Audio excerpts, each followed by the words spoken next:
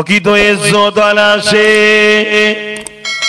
যে তার আল্লাহকে চিনেছে, যে তার আল্লাহকে খুশি করতে পেরেছে, যে তার দ্বীন ইসলাম অনুযায়ী চলেছে, সেই তো প্রকৃত ইজ্জত ওয়ালা, যে জান্নাতে নিজের ঠিকানা করে নিয়েছে। কেননা কিয়ামতের দিনটা বড় অপমান হবে। কেননা দুনিয়া জমিনে যারা অন্যায় করেছে, দুনিয়া জমিনে যারা আল্লাহর নাফরমানি করেছে, নবী পাকের হুকুমের বিখিলাফ চলেছে, নবী পাকের নিষেধের পক্ষে চলেছে, নবী পাকের আদেশকে ছেড়ে দিয়েছে, অবশ্যই কিয়ামতের দিনে তারা বেইজ্জতি হবে। তাদের পা গুলোকে উপর দিকে করে দিয়ে, মাথাটা নিচু দিকে করে দিয়ে তাদেরকে অপমান করে জাহান্নামে দেওয়া হবে। ওই সময় দুনিয়ার প্রথম মানুষ বাপ আদম, দুনিয়ার প্রথম নারী মা হাওয়া থেকে পৃথিবীর শেষ মানুষ পর্যন্ত সবাই থাকবে সবার সামনে লাঞ্ছিত অপমানিত হওয়া। এর থেকে বড় অপমান আর কি আছে? এর থেকে যদি দুনিয়ায় কেউ আমাকে শিখিয়ে দেয় তো সত্যটা জেনে নিতে অসুবিধা কিছুই নাই।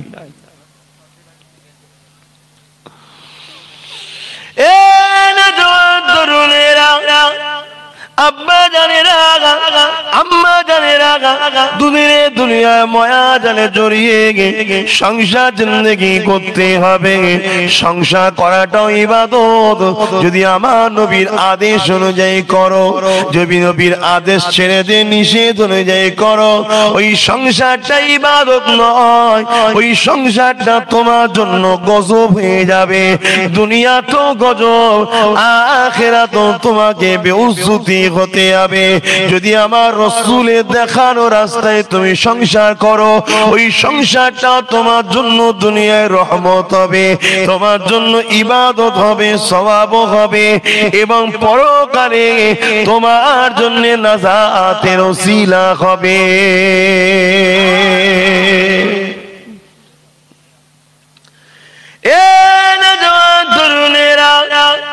আব্বা জানেরা, আম্মা জানেরা, দুদিনের ময়া জানে জড়িয়ে আজ আমাদের ছেলেরা নবী যেখানে নিষেধ করেছে সেখানে পাওয়া যায়, নবী যেখানে আদেশ করেছে সেখানে পাওয়া যায় না। আল্লাহ নবী সাহাবাদিকে জানিয়েছিলেন, আমার সাহাবারা বাবারা শুনে রেখে দাও, দুনিয়া জমিনে যখন জান্নাতের বাগান দেখবে, ওই বাগানে গিয়ে চেপে চেপে বসবে বাবা।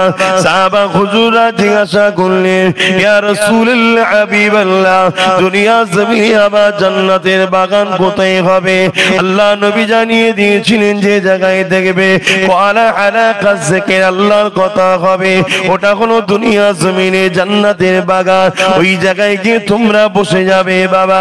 সাহাবা হুজুররা জিজ্ঞাসা করেছিলেন, ইয়া রাসূলুল্লাহ, হাবিবাল্লাহ, হুজুর আপনি বলছেন আমরা তো গিয়ে বসবো, ওই জায়গায় বসলে কি লাভটা হবে?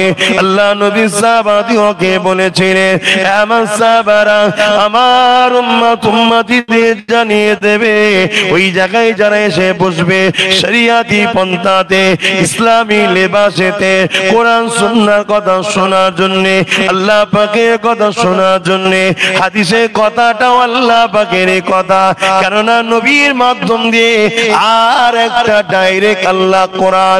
এ যুবকেরা, তরুণীরা, বাপেরা, উভয়টাই হলো ওহী। তাই একটা ওহিয়ে মাতলো, একটা ওহিয়ে গায়রে মাতলো, একটা ডাইরেক্ট আর একটা ইনডাইরেক্ট, উভয় কথাটা শোনার জন্য বসে যাবে। আমার সাহাবারা ওদের উপরে এই মাহফিলে আল্লাহ পাকের অগণিত রহমতের ফেরেশতারা নূরের ডানা দিয়ে ছায়া করে ওদের জন্য আল্লাহ পাকের দরবারে নাজাতের দোয়া চাইতে থাকবে। কিন্তু আজ আমরা মুসলিম ঘরের ছেলেদের ঘরে আমরা দেখি কোরআনের মাহফিলে যাই না, আর যদিও যায় আবার একদল মানুষ, মাফ করবেন সত্যটাকে বলতে হবে, কারণ ইসলাম দুদিকে, ন্যায়ের পক্ষে অন্যায়ের বিরুদ্ধে। শুধু ন্যায়ের পক্ষের নাম ইসলাম নয়, অন্যায়ের বিরোধীর নাম ইসলাম। কোরআন বলছে শুনবেন না? কুনতুম খায়রা উম্মাতিন উখরিজাত লিন-নাস তা'মুরুনা বিল মারুফ ওয়া তানহাউনা আনিল মুনকার। হে উম্মতে মুহাম্মাদি, অর্থাৎ আমরা, আল্লাহ বলছেন তোমাদেরকে আমি শ্রেষ্ঠ উম্মত বানিয়েছি, এজন্যই তোমরা শ্রেষ্ঠ। তোমরা নাই কাজ করবে, নাইয়ের পক্ষে থাকবে, নাইকে এগিয়ে নিয়ে যাবে, নাইকে সহযোগিতা করবে, অন্যায় করবে না, অন্যায়ের পক্ষে থাকবে না, অন্যায়কে সাপোর্ট করবে না, অন্যায়কে মুছে দেবে। শুনছেন তো সবাই? তাহলে এই দুটো দিক ইসলামের, একটা নায়ের কাজ করা, নায়ের পক্ষে থাকা, নাইকে এগিয়ে নিয়ে যাওয়া, নাইকে সহযোগিতা করা, অন্যায় না করা, অন্যায়ের বিরোধী করা, অন্যায় থেকে দূরে থাকা, অন্যায়কে সমাজ থেকে মিটিয়ে দেওয়া, এই দুটো কাজ। আমরা যারা মুসলমান দাবি করি, আমাদেরকে এই দুটোর মধ্যে থাকতে হবে, নায়ের পক্ষে, অন্যায়ের বিরুদ্ধে। এটা আমাদেরকে থাকতে হবে, তবে আমরা মুসলমান। গলা লম্বা করে আমরা মুসলমান দাবি করি, বহুত মানুষ ইন্তেকাল করে, আমরা জানাজাও পড়ি, হাড়ে হাড়ে বুঝছে কবরে। যদি খুঁড়ে দেখানো হতো, শরিয়াতে জায়েজ থাকতো, বর্তমান পরিস্থিতিকে সামনে রেখে আল্লাহু আলাম আকসার মানুষ তারা কবরে গিয়ে সব ধরা পড়ছে। কেন? নায়ের তো পক্ষে নাই, উপরন্ত নাইকে মিটাবার জন্য মুসলমান আমরাই দোষী আজকে।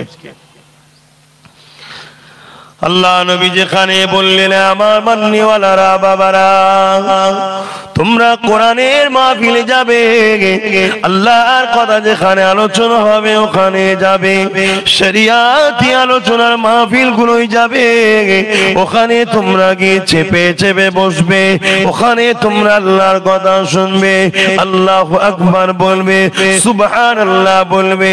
তোমরা একবার সুবহানাল্লাহ বলবে, আল্লাহ পাক তোমার এই সুবহানাল্লাহ বলার জন্য একটা পুরস্কার দেবে, জান্নাতে একটা গাছ লাগিয়ে দেবে, ওই গাছটার মালিকানা আল্লাহ তোমাকে বানিয়ে দেবে। 100 বার সুবহানাল্লাহ বলবে, 100টা গাছের মালিক তুমি হবে। কিন্তু আজ আমরা মাহফিলেও যাই না, যদি আসি সুবহানাল্লাহ বলতে চাই না। যুবকেরা, তরুণেরা, আজ আমরা অথচ বলি আমরা আখিরি নবীর উম্মত। আমাদের চিন্তা কিসের? নবী তো রয়েছে, অবশ্যই তাদের কোনো চিন্তা না। যারা সত্যি এখান থেকে নবীকে ভালোবাসে, এখান থেকে নবীকে পাওয়া গেলে তাকে জুয়াতে পাওয়া যাবে না, এখানে নবী থাকলে তাকে সিনেমা যাত্রায় পাওয়া যাবে না, এখানে নবী থাকলে মদের আড্ডায় পাওয়া যাবে না, এখানে নবী থাকলে গানের আড্ডায় পাওয়া যাবে না, এখানে নবী থাকলে যাত্রা ফাংশনে পাওয়া যাবে না, এখানে নবী থাকলে কোনো এমন জায়গায় পাওয়া যাবে না। যারা সমাজ ও দেশকে মিটাতে চাইছে তাদের পিছনে ঘুরবে না, ঝান্ডা ধরে বেড়াবে না, সেখানে পাওয়া যাবে না। এখানে যাদের নবী থাকবে তারা তো সেই জায়গায় পাওয়া যাবে যারা নবী নবী নবী নবী নবীর পক্ষে মানুষকে শিক্ষা দেয়, নবীর কথা শোনায়, নবীকে প্রেম করার কথা বলে, সেই জায়গায় তো তাদেরকে পাওয়া যাবে। তবে আফসোস লাগে এটাই, আল্লাহ পাক কিয়ামতের দিনে আদম আলাইহিস সালামকে বলবে, হে আদম, তোমার সন্তানদেরকে তুমি জান্নাতে নিয়ে যাও। আব্বাজান আদম আলাইহিস সালাম বলবেন, আল্লাহ কতজনকে নিয়ে যাব? আমার আল্লাহ বলবেন, 1001 জন, 999 জন যাবে জাহান্নামে, আর জান্নাতে যাবে 1001 জন। শুনছেন তো? তাহলে জান্নাতি সংখ্যা কম, 1001 জন। বাবা আমি চেষ্টা করি আল্লাহ 1001টা যেন আমি হই। কে যাবে না যাবে আমার দেখার দরকার নেই বাবা, আমি যেন হই। কেন? জাহান্নাম এত কঠিন, যতটুকু আল্লাহ পড়িয়েছে, ওরে সর্বনাশ। আল্লাহ যেন 1 সেকেন্ডের জন্য জাহান্নামে আব্বাস সিদ্দিকী যেন না যায়, আল্লাহর কাছে এটাই দোয়া চাই। কথা শুনছেন? আপনারাও চেষ্টা করুন যে 1000-এ যে একটা হবে আল্লাহ ওটা যেন আমি হই। আপনি আপনার চেষ্টা করুন। হুজুর দোয়া করেন, আমরা কি বদদোয়া করি আপনাদের জন্য? তো দোয়া তো হুজুর করবি রে বাবা, কিন্তু দোয়াতে কি হয়? অনেকে পরীক্ষা দিবার সময় দোয়া চাই না, হুজুর দোয়া করে, জীবনে বই খোলেন, হুজুরের দোয়ালেও কি পাস করে যাবে? দোয়া তাহলে কাজ কি? তুমি পড়াশোনা করেছো, টেনশনে মাথায় থাকে না, ভুলে যাও, দোয়া কাজ হয় কি? আল্লাহ ওটাকে স্মরণ করিয়ে দেয়। জোরে বলুন সুবহানাল্লাহ। ওটা আবার কি? হ্যাঁ, এটা বেজে উঠলো না বাজালো?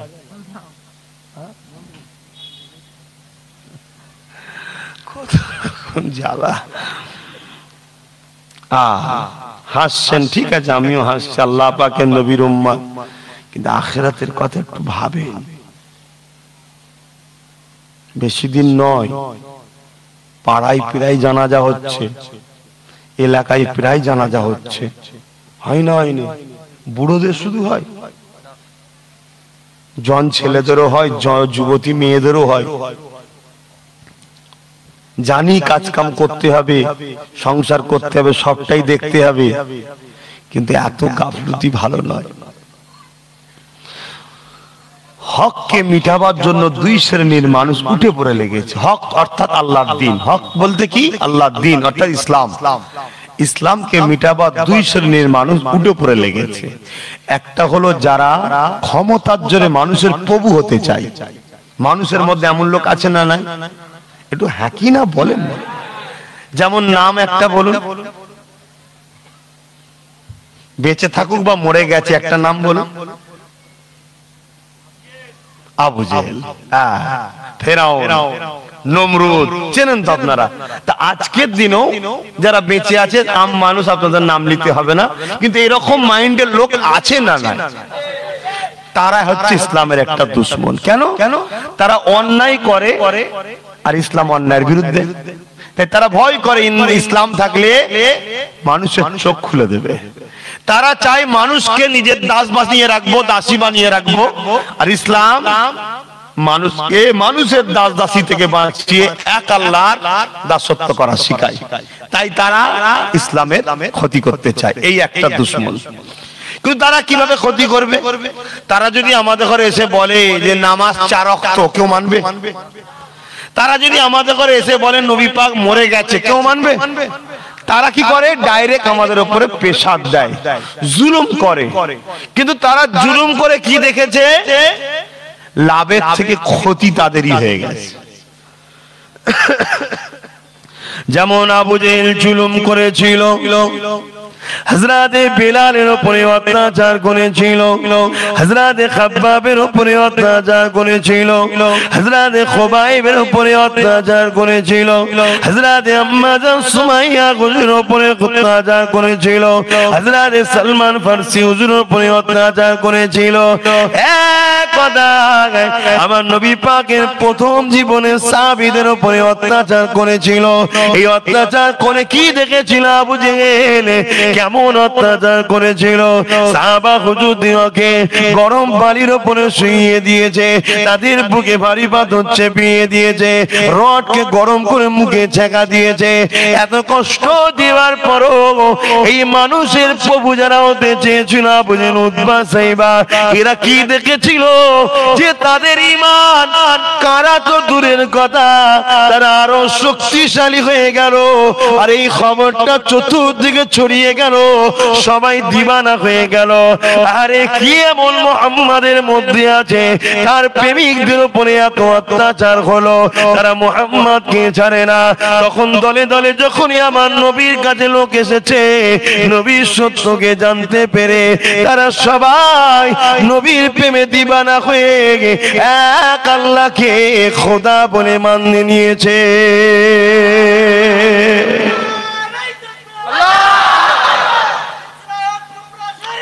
জিন্দাবাদ, জিন্দাবাদ, আল্লাহু আকবার। তাহলে তারা দেখলো চাপ দিয়ে আরো উল্টো আমাদেরই ক্ষতি হয়ে গেছে। তখন তারা সেই দিন থেকে একটা পলিসি তৈরি করেছে। ওই পলিসিটার নাম হলো মুনাফিকি পলিসি। কি পলিসি? মুনাফিকি। তাহলে ইসলামের আর একটা দুশ্মন তৈরি করলো কারা? যারাই মানুষের প্রভু হতে চায় পাওয়ারের জোরে, তারাই তৈরি করলো নিজেরা পেশাদ দিয়ে পাচ্ছে না বলে দ্বিতীয় নম্বর অপশন তারা পলিসি তৈরি করলো। ওই প্রকল্পটার নাম দিল মুনাফিকি প্রকল্প, মানে মুনাফিকি পলিসি। মুনাফিকি পলিসি। এই মুনাফিকিদের সবথেকে বড় পারদর্শী যারা ছিল তাদেরকে বলা হয় একদল ইহুদি দাবিদার। একদল ইহুদি দাবিদার। কারণ ইহুদিরা আগে থেকেই এক আল্লাহ মানে, কিন্তু আল্লাহর সঙ্গে শরীক করেছিল উজাইর আলাইহিস সালামকে। কথা বুঝে আসছে?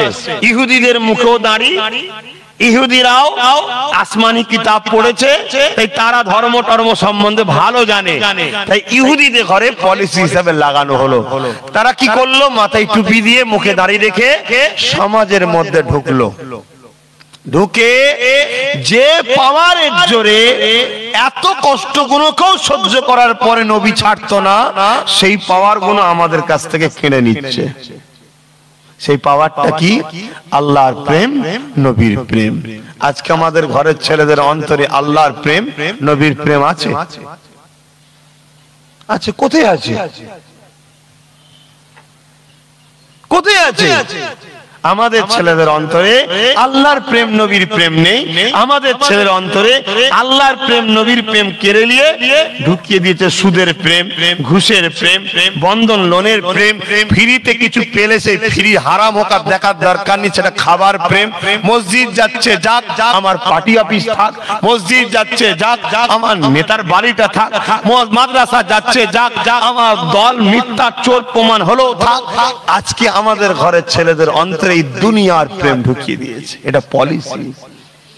আর আমাদের মতো যখন নবীর পক্ষে আপনাদের ঘরে এসে নবীর প্রেম দিতে চায়, এমন ভাবে আপনাদের ঘরে শিক্ষা দিয়েছে, আপনারা আমাদের ঘরে আর ধরা দিচ্ছেন না, পালিয়ে যাচ্ছেন।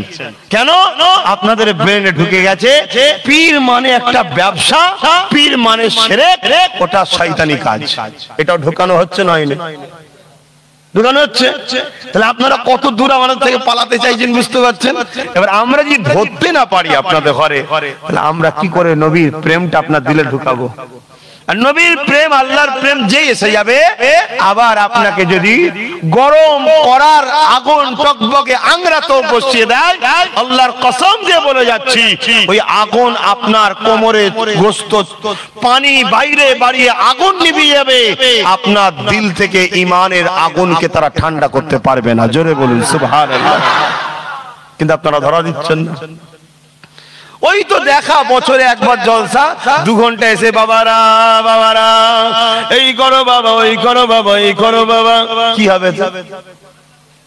আর বাকি প্রতিটা গ্রামে এই যারা মানুষের প্রভু হতে চায়, এদের অর্থে প্রতিটা গ্রামে কম বেশি কিছু লোক ছাড়া আছে। আমরা বছরে একদিন বলে যাব, বাকি দিন তারা আস্তে আস্তে ব্রেনওয়াশ করে। প্রকাশ্য নয়, আস্তে আস্তে ব্রেনওয়াশ করে। আপনারা তাদের খপ্পরে পড়ে যাচ্ছেন। আপনাদের তো একবার ভাবা দরকার ছিল, হ্যাঁ তুই যা বলছিস সবই ঠিক আছে।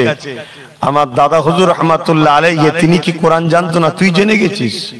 আমার দাদা হুজুর হাদিস জানতো না? তুই জেনে গেছিস। আমার খাজা হুজুর হাদিস কোরআন জানতো না? তুই জেনে গেছিস।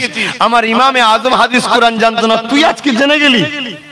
এগুলো তো আমাদের ভাবা দরকার ছিল, কিন্তু আমাদেরকে আল্লাহ বহু শক্তি হ্রাস হয়ে যাচ্ছে। কেন? প্রেম সরিয়ে যাচ্ছে আমাদের। প্রেম, প্রেমই আমাদেরকে মুক্তি দিতে পারে। বাপ, প্রেম থাকলে খারাপ কাজে যাওয়ার সময় মনে পড়বে, আরে এই কাজটা করলে আমার নবী অপছন্দ করে, আমি করব না। এই কাজটা করলে আল্লাহ অখুশি হবে, আমি করব না। প্রেম না থাকলে হয়? প্রেম থাকা দরকার। অত আমাদের ঘরের ছেলেরা, তাদের বাপ দাদু সব আমাদেরই। আমি আব্বাস সিদ্দিকী যদি একটু কিছু বলি, তার সমালোচনা তারা বাজারে বাজারে হাটে ঘাটে করে বেড়ায়। আর আজকে দেখো কত বড় বড় কথা সমাজে ওলি পীর মাশায়েখদের শানে হচ্ছে, আমাদের ছেলেদের মুখে কোনো রকম ভাবে আলোচনা সমালোচনা নাই। কেন? হকের পক্ষে আমাদের বাচ্চারা আস্তে আস্তে সরে যাচ্ছে, হক থেকে জাহান্নামের দিকে স্রোতের মতো চলে যাচ্ছে। আমার কথায় বেজার হতে পারেন আপনারাও, কেউ বসে বসে হয়তো বেজার হচ্ছেন, আমি জানি না। আর আপনাদের বেজারটা নিয়ে আমার টেনশনও নাই, আর আপনাদের খুশি করাটাও আমার উদ্দেশ্য নয়। আমার উদ্দেশ্য একটাই, আল্লাহর বান্দা বান্দিগুলো, নবীর উম্মাত উম্মাতিগুলোকে বাঁচাবার চেষ্টা করা। এই চেষ্টা আমার, বাঁচবেন কি বাঁচবেন না, বাঁচাবার মালিক কিন্তু আমি নয়, কে? আল্লাহ। কিন্তু আল্লাহ জাত পাকের কসম করে বলেছেন, তিনি তিনার, যে চেষ্টা করবে আমি তাকে বাঁচাবো। ধরা দাও, ধরা দাও। তাই আমি ফুরফুরা শরীফে ক্লাস লিয়া শুরু করেছি। এভাবে জলসা যেমন করছি, আমার সংগঠনের ছেলে যারা আছে তাদেরকে ফোন করে সপ্তাহে একদিন করে ফুরফুরা শরীফে ডাকছি। যে একবার ডেট পাবে সে 6 মাস পরে আবার ডেট পাবে।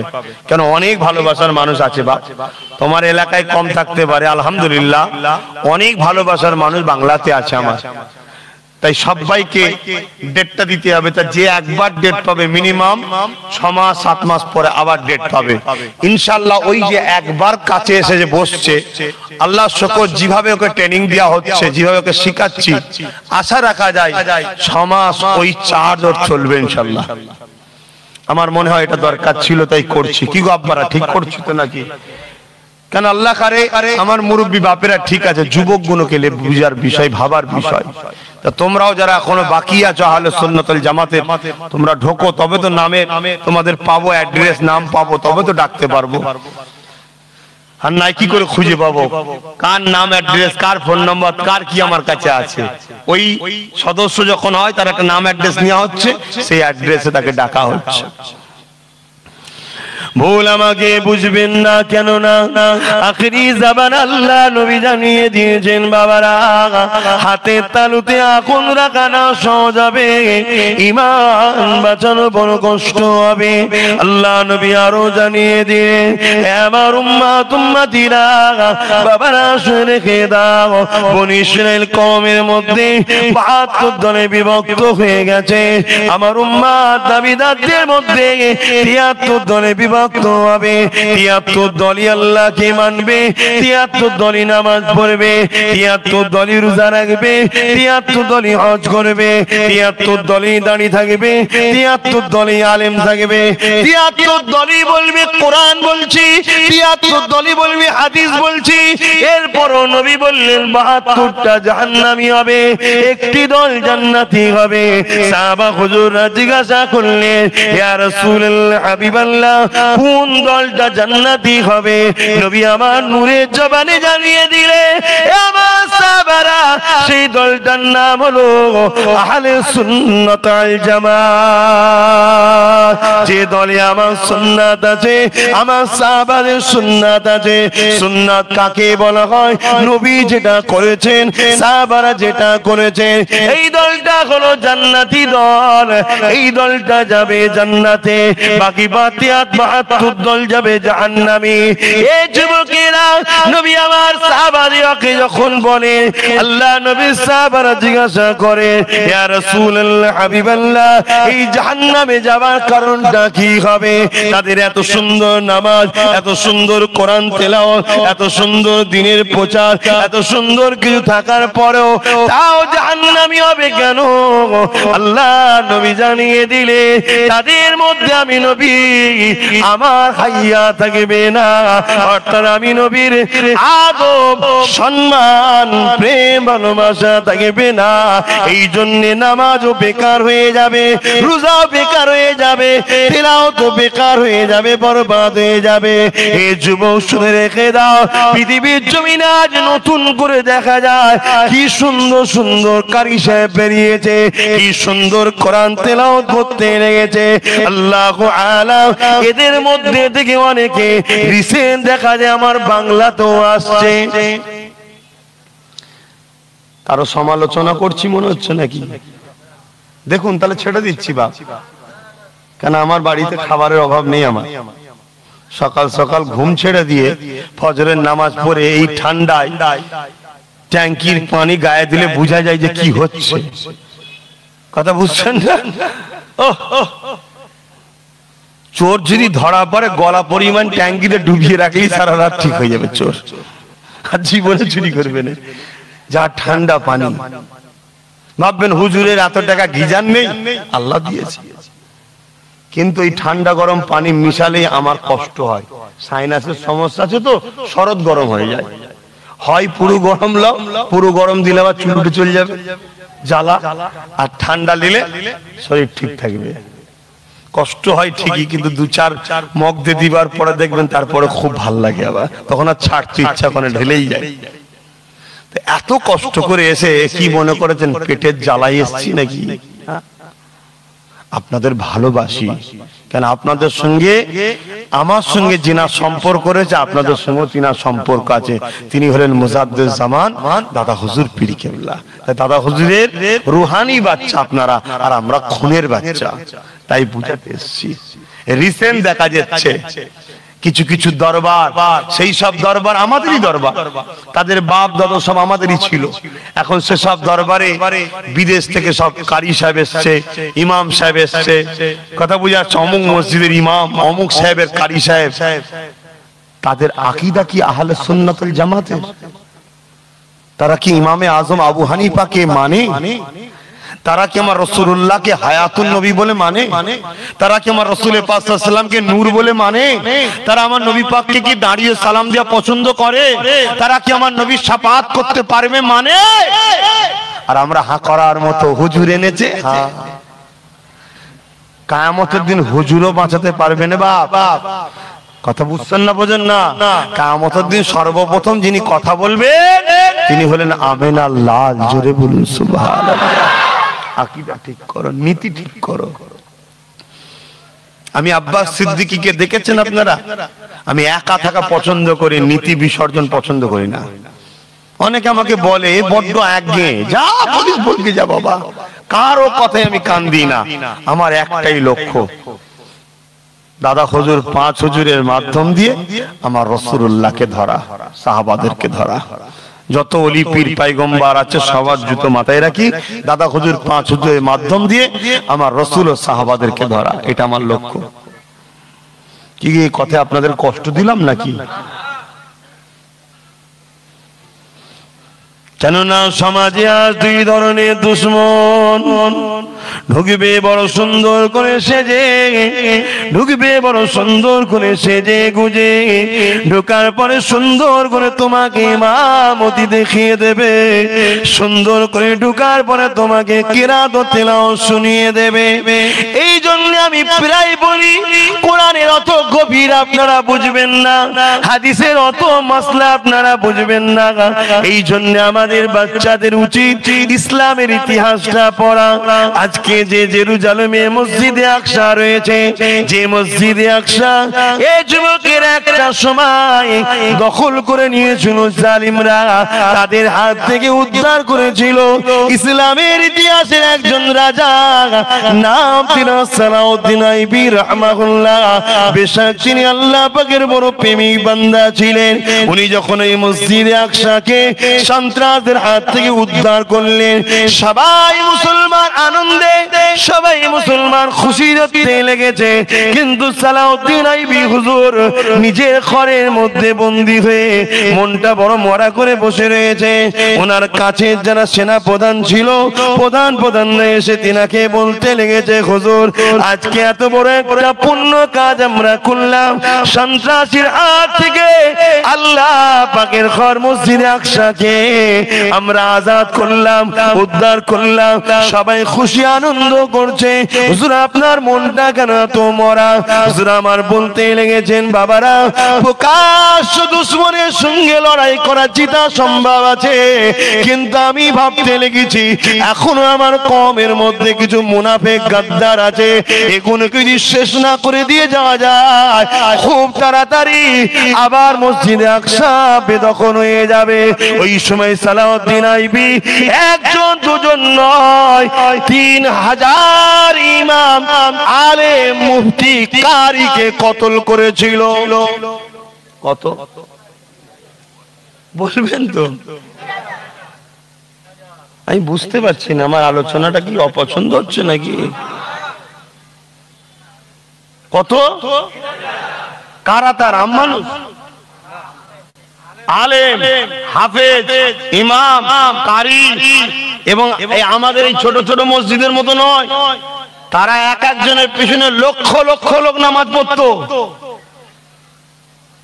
তাহলে সেই দিন যদি এটা হতে পারে, তাহলে আজকের দিনে তোমার আমার এলাকার কারি সাহেব, ইমাম সাহেব, মসজিদে সাহেব, মুয়াজ্জিন সাহেব, কি বলে ইমাম সাহেব, মুফতি সাহেব, হাজি সাহেব কি হয়ে আছে তুমি কি জানো? লাপালাপি করলে হবে? চীনা মানুষের থেকে ইসলাম শিখতে হয়, এই জন্যই বলা হয়েছে তোমরা তো আমার ভাই, তোমরা তো আমার বাপের ছেলে, তোমরা তো আমার মুজাদ্দেদ জামানের ঘরের ছেলে, তোমরা তো হুড়হুড়ি করো কেন? পীরের বাচ্চা করেছে, পীরের বাচ্চা আনছে, এটাই তো পলিসি, এটাই তো পলিসি। আপনার ঘরে মুরগি আন্ডা দেয়, মুরগির বাচ্চা ফুটান না আপনারা? সব কটা বাচ্চা হয় না, একটা দুটো ঘোলা হয়। একটা দুটো ঘোলা আছে তোরে বাবা, সেই গুণকে অর্থ দিয়ে ইসলামের দুশ্মনরা এইভাবে আস্তে আস্তে আমার দাদা হুজুরের সুন্দর বাগানকে খিচড়ি বানাতে চাইছে। খেও খেয়ে দিন রাত হবে, খেও খেয়ে হাজার রকম মডেল ঢুকে যাবে। আজকে যে আমরা এক কথায় লক্ষ কোটি মানুষ ফুরফুরার পীর আবু বকরের সিলসিলার মুখের দিকে চেয়ে আছি, আজও বাংলার মানুষ এক কথাতে যাই হোক দাদা হুজুর, ঠিক না বে ঠিক, এইটা ডিভাইড করে এটাকে খিচড়ি পাকিয়ে দিবার প্ল্যান ইসলামের দুশমনরা করছে। আমাদের হুঁশ আছে? আর আজ ক্ষতি করছে কারা? যেসব দরবার কোন দাদা হুজুরেরই, অস্বীকার করছি না, সেই দরবারের মুরব্বীরা আল্লাহ করে বড় বড় ওলি ছিল, ভালো মানুষ ছিল, তাদের ঘরের ছেলেরা এখন সব সিলসিলার ক্ষতির দিকে নিয়ে যাচ্ছে। কেন? মানুষ তাদের কথা শোনে না, মানুষ তাদের ডাকে সাড়া দেয় না, মানুষ তাদের মাহফিলে যায় না, মানুষ যদিও যায় ওলির মাজার জিয়ারত করে পালায়, তাদেরকে মুসাফা করে নজরানা হাদিয়া দেয়নি। তাই তারা দেখছে লোক তো জুগার আর আমরা করতে পারছি না, তাই কিছু ময়না পাখি ভাড়া করলি আসো, ময়না পাখি দেখার জন্য লোক জড়ো হোক। শোনেন বাপ, এই কথাগুলো কি আপনাদের গায়ে লাগছে? এটা সবাই বলবেন, তাহলে আমি ছেড়ে দেবো, বলা কি দরকার? কিন্তু আপনাকে জিজ্ঞাসা করছি, আপনার বাপ আপনার দাদু এক বিঘে জায়গা রেখে গেছে, ওই জায়গায় কেউ যদি এক বেগদা কাটে, আল কাটতে গিয়ে আপনি ছেড়ে দেবেন? আপনার বাপ আপনার দাদু একটা পুকুর রেখে গেছে, ওই পুকুরে ভালো ভালো বড় বড় মাছ আছে, ওই পুকুরে কেউ যদি বলে ভাই অনেক তো আছে, একটা জাল ফেলি না, আপনি ফেলতে দেবেন? ছিপ ফেলতে দেবেন? ছিপ? ও, আপনি দুনিয়ার স্বার্থে যদি এটা বলেন না, তাহলে আমার মুজাদ্দেদ জামান সেই ঘরের আমি চতুর্থ প্রজন্ম, আমার বাংলাতে কেউ এসে জাল ফেলে আমার দাদা পীরের মুরিদদের ঘরে চুরি করে বেঈমান বানাতে চাইবে, তাকে আমি ছেড়ে দেবো? যদি জানতাম তারা আহলে সুন্নাত ওয়াল জামাতের, কেন অনেক হক আহলে সুন্নাত ওয়াল জামাতের উলামা বাইরে আছে না? নাই, তাদেরকে নিয়ে আসুন না। আপনি বুকে হাত বাঁধা লোক নিয়ে এসছেন কেন? আপনি হাত ঝাড়া লোক নিয়ে এসছেন কেন? কথা বুঝছেন না, বোঝেন না? যারা আমার রসুলকে মাটির বলে, মরে গেছে বলে, তাদের নিয়ে উঠা বসা করছেন কেন? আপনি নিয়ে আসুন। অনেক হক উলামা রয়েছে, কারামত আলী জনপুরি সাহেবের রয়েছে, তারপরে কি বলে ওই যে হাজী ইমদাদুল্লাহ মুহাজির মাক্কি রাহমাতুল্লাহ আলাইহি, যে তিনার মান্যওয়ালারা রয়েছে, আরো হক রয়েছে পৃথিবীতে, সেসব আহলে সুন্নাত ওয়াল জামাতের মানুষকে নিয়ে আসে, তারা এসে মানুষকে নবীর প্রেমের কথা শোনাবে, তাহলে আপনাদের মজবুত আরো হবে না রে। মিশরে তো ঈদে মিলাদুন নবী হয়, এই দেখ মিশরের লোক এসে ঈদে মিলাদুন নবী করছে, কি আপনাদের আরো ইতমিনান হবে। তবে এতটুকু আপনাদের করে বলি, তামাম পৃথিবী থেকে কে কোথা থেকে নিয়েছে কি দেবে সেটা বড় কথা নয়, আপনার দাদা হুজুর যেটা দিয়েছে জানবেন এটাই সারা পৃথিবীর আহলে সুন্নাত ওয়াল জামাতের আকীদা। জোরে বলুন সুবহানাল্লাহ। পূর্ব ভারতে দাদা হুজুর দিয়েছে। কি গো, আমার এই কথায় আপনারা বেজার হচ্ছেন? বলেন না, যে যারটা বুঝে না বোঝে না, যে যারটা গুছবে না গুছবে না। তাহলে আমার মুজাদ্দেদ জামান রক্তকে পানি করে বাংলা সুন্দর করে মানুষের ঘরে ঘরে ইসলাম দিনকে পৌঁছে দিল। তোমরা আজকে যুবক আমার কথায় যদি বেজার হও, আমার কিছু করার নেই বাপ। তোমার দাদু, তোমার পদ্দাদু, তার আব্বার নাম তুমি জানো না, আমি তোমায় বলছি যুবক, তুমি তোমার দাদুর দাদুর নাম জানো না? জানো?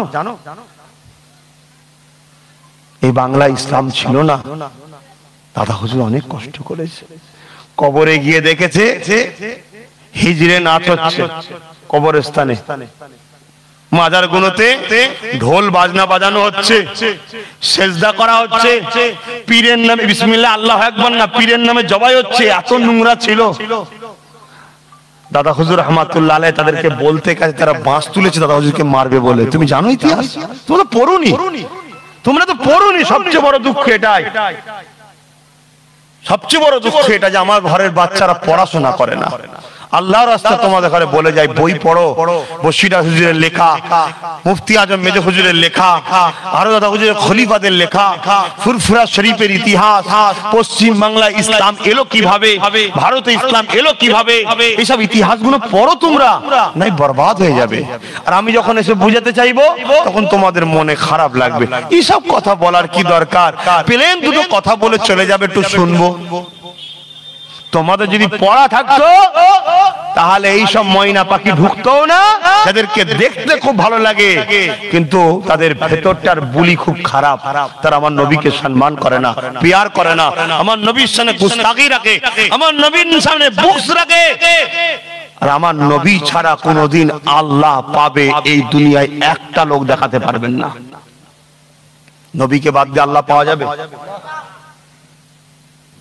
শুধু লা ইলাহা ইল্লাল্লাহ মুহাম্মদ রাসূলুল্লাহ পড়ে নিলেই নবী মানা হয়ে গেল? হ্যাঁ, আল্লাহকে যেমন আল্লাহ মতো করে মানতে হবে। কেউ যদি বলে আল্লাহ সব পারে কিন্তু এই গাছ থেকে উপড়াতে পারবে না, এটা আল্লাহ মানা হলো? তাহলে বলছেন তো আল্লাহ মানি না। আল্লাহকে আল্লাহর জাত, তার শান, তার মর্যাদা, তার ইজ্জত, তার মাকাম অনুযায়ী আল্লাহ মানতে যেমন হবে, মুহাম্মদ রাসূলকেও তার শান, তার মর্যাদা, তার মাকাম, তার আবরু, তার ইজ্জত অনুযায়ী তাকে মানতে হবে। তবেই তোমার কলেমাটা পূর্ণাঙ্গ হবে, বিশ্বাস করে নিতে হবে। তারপরে তোমার লাইফ জীবনে নামাজ, রোজা, হজ, যাকাতে যদিও টুটি বিচ্ছেদ হয়ে যায়, গুঞ্জাইশ আছে ছাড়ে, কিন্তু ওই কলেমাতে কোনো গুঞ্জাইশ নাই। রাসূল কি আমাদের মতো মানুষ মনে করে তুমি বলছো আমি রাসূল মানি? আরে এ তো মক্কার মুশরিকরা বলেছিল মুহাম্মদ, তুমি বলছো আমি রাসূল, তুমি তো আমাদের মতো মানুষ। এ তো মক্কার মুশরিকদের কথা। এই কথা যদি তোমার মুখে মানা পাওয়া যায়, তোমার ইমামের মুখে পাওয়া যায়, তোমার কারীর মুখে পাওয়া যায়, তাহলে সে কিসের মানুষ? কিসের তাকে আমি ফলো করব? আমি তো ফলো তাকে করব যে আমার রাসূলকে রাসূল বলে মেনে নিয়েছে।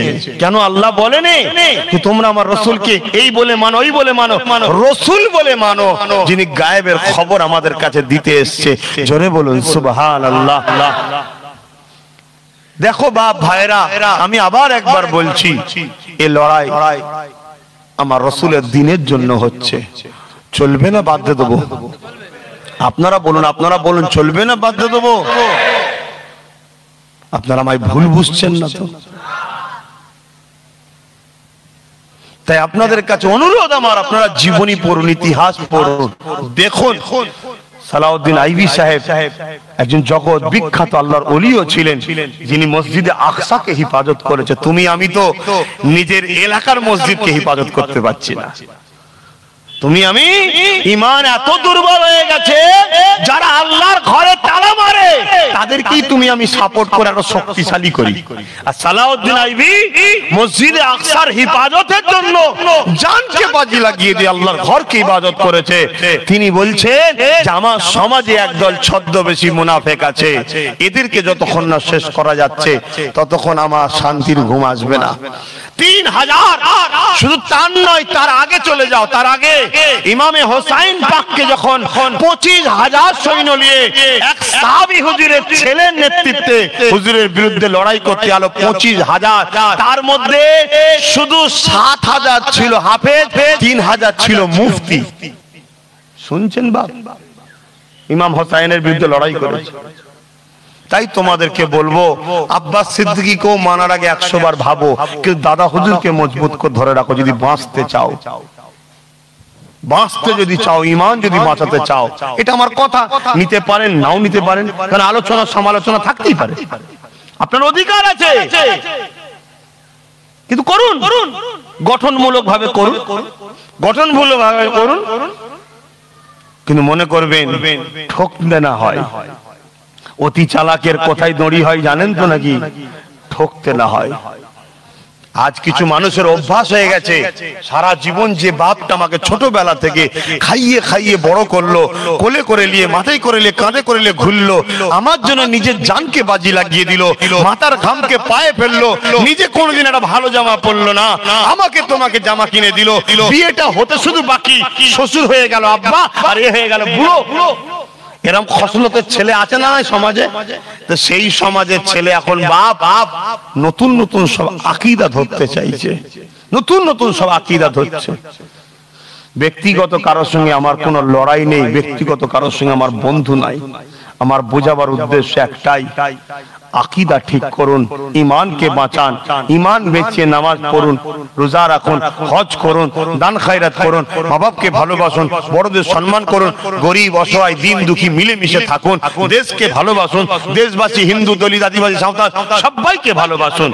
ঈমান বাঁচিয়ে, ঈমানকে বিসর্জন দিয়ে নয়। আজ আমাদের ঘরের ছেলে সম্প্রীতির নামে অন্য ধর্মের ধর্মীয় অনুষ্ঠানে যে হাজির, তোর ঈমান থাকবে? তোমার এইটুকু হুঁশ নয়? ঈমানকে বাঁচিয়ে যাও, ঈমানকে বাঁচিয়ে তাহলে কিভাবে যাব? অন্য ধর্মের মানুষ যখন ক্ষুধার্ত তাকে খাবার দাও, তোমার ঈমানকে বেঁচিয়ে ভালো কাজ করতে গেছো, তুমি সওয়াবও পাবে। অন্য ধর্মের মানুষের পরনার কাপড় দাও, অন্য ধর্মের মানুষের হেল্প করো, তার পড়াশোনা তার চিকিৎসার জন্য খরচ করো, এতে তুমি পুণ্য হবে, সওয়াব হবে। তুমি অন্য ধর্মের ধর্মীয় অনুষ্ঠানে গিয়ে কি করে তুমি বলছো আমি ঈমান আছে? এগুলোকে বুঝতে হবে। হযরত ওমর ফারুক হুজুর নিষেধ করেছেন যে খবরদার তোমরা যেও না, নবীর মুখে শুনেছি ওই সময় আল্লাহর লানত হয়। আমাদের ঘরের ছেলেরা সেখানে যায়। আর আমি এগুলো যখনই বলবো আপনারা আমাকে বলবেন এ গাইয়া হুজুরাত চলবে না বাজারে, আপনারাই বলবেন। বা বাজারে চলবে কি জানি না, আমি বাজারে চালাতে এসেছি, আমি আল্লাহর জান্নাতে যাব কি সেখানে চলবে কি সেটা ভাবতে এসেছি। আমি এই দুনিয়ার বাজারে নিজেকে চালাতে এসিনি। কেন? দুনিয়ার বাজারে আমার কোনো হাইসিয়াতই নেই, আমার কোনো অস্তিত্বই নেই। আমার আল্লাহ আমাকে অস্তিত্ব দিয়েছে, আমার আল্লাহ আমাকে জবানে কথা দিয়েছে, আমার আল্লাহ আপনাদের গ্রামে আজকে নিয়ে এসছে, আপনাদের ঘরও জড়ো আমার আল্লাহ করিয়ে দিয়েছে। বোঝার চেষ্টা করেন বাপ, বাপেরা, নওজোয়ান তরুণেরা, যে নবী আমার কিয়ামতের দিনে তোমার আমার জন্য কাঁদবে, সারাটা জীবন যে নবী আমার তোমার আমার জন্য কেঁদেছে, সেই নবীর শানে গুস্তাখি করলে তাকে কখনো মেনে নেওয়া যেতে পারে না। এই যুবকেরা, তাতে তুমি যদি মনে করো আব্বাস সিদ্দিক তোমার অনেক ক্ষতি হয়ে যাবে, কিসের ক্ষতির কথা বলছো? আমার জিন্দেগির সবথেকে মূল্যবান জিনিস হচ্ছে আমার জান। এই জানটাও যদি চলে যায় কোনো পাওয়া নাই, তথাপিও নবী ছেড়ে কোনোদিন নবী দুশমনের পক্ষে যেতে রাজি নয়। হ্যাঁ, দুটো জিনিস, একটা আত্মীয়তা, একটা হলো আকীদা। মানুষ মানুষের সঙ্গে মিশবে, এটা হলো আমার আত্মীয়তা, কিন্তু ধর্মের ব্যাপারে কখনো নবী বিদ্বেষীর সঙ্গে উঠা বসা করতে রাজি নয়। ধর্মের ব্যাপারে নবীর দুশমনের থেকে দিন শিখতে রাজি নয়। ধর্মের ব্যাপারে নবীর দুশমনের সঙ্গে যতই কোরআন বলুক তার মুখ থেকে শুনতে রাজি নয়। ধর্মের ব্যাপারে নবীর দুশমন যতই হাদিস বলুক তার মুখ থেকে শুনতে রাজি নয়। কেননা যে নবী আমার সারা জীবনটা তোমার আমার জন্য কেঁদেছে, আজও রওজা মুবারকে যে নবী আমার তোমার আমার জন্য কাঁদছে, ওই নবীকে মরা জানবে, ওই নবী মরে গেছে বলবে, তার মুখ থেকে কোরআন শুনতে রাজি নয়, তার মুখ থেকে হাদিস শুনতে রাজি নয়। হ্যাঁ মানুষ, তুমি আমি ব্যবসা করবে একসাথে, তুমি আমি উঠা বসা করবে একসাথে, তুমি আমি লেনদেন করবে একসাথে, তুমি আমি রাষ্ট্র চালাবো একসাথে, এটা মানব বন্ধন, এটা আলাদা জিনিস। কিন্তু তোমার মুখ থেকে আমি কোরআন শুনতে রাজি নয়, তোমার মুখ থেকে আমি ধর্ম শিখতে রাজি নয়, কেননা তোমার আকীদা আমার নবী পাক কিয়ামতের দিন শাফাআত করতে পারবে না। অথচ সাহাবাদের আকীদা কি? সাহাবারা আমার নবী পাককে জিজ্ঞাসা করেছিলেন, ইয়া রাসূলুল্লাহ কিয়ামতের দিন আমাদের কি হবে উপায়? আল্লাহ নবী বলেছিলেন, সর্বপ্রথম আমি আমার পরিবারদের শাফাআত করব, তারপরে আমি আমার মদিনার মানুষদের জন্য শাফাআত করব, তারপরে আমি মক্কার জন্য শাফাআত করব, তারপরে আমি ঈমান যদি যারা পরিমাণও থাকে পৃথিবীর সমস্ত মানুষের শাফাআত করে জান্নাতে নিয়ে যাব।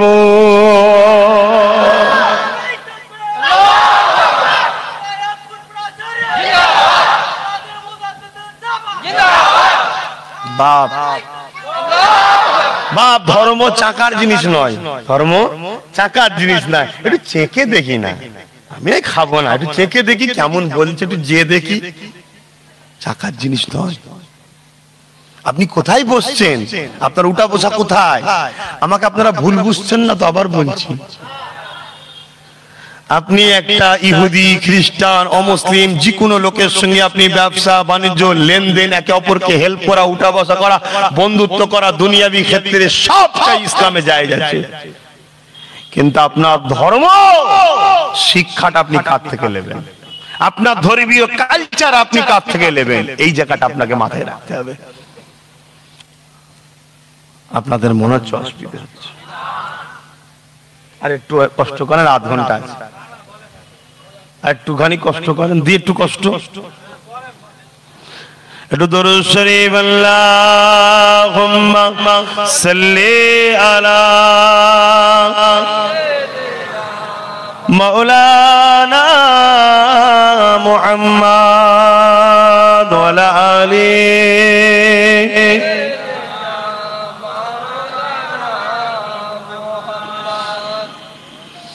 দেখি নাই তোমারে কোনদিন, তবু আছো হৃদয়ে অমলিন।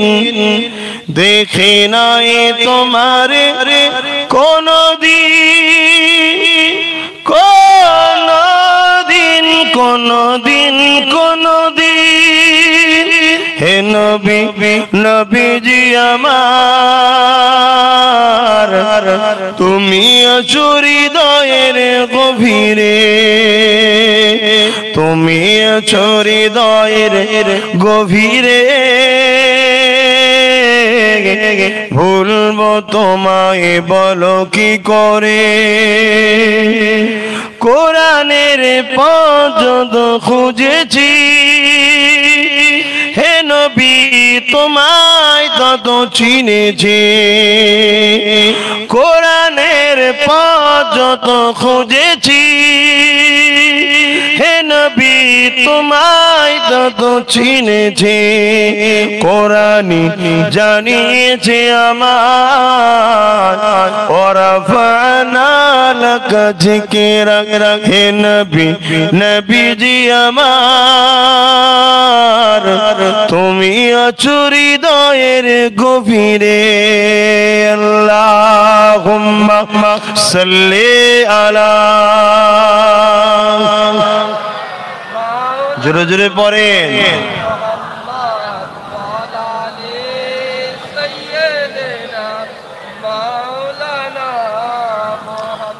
আমার আব্বা জানেরা, আমার ভাইরা, ইবলিস শয়তানকে চেনেন? দেখেন না কিন্তু শুনেছেন তো? আমাদের বন্ধু না দুশমন? তো ইবলিসের বিষয়ে আলোচনা করা যাবে না? যাবে না।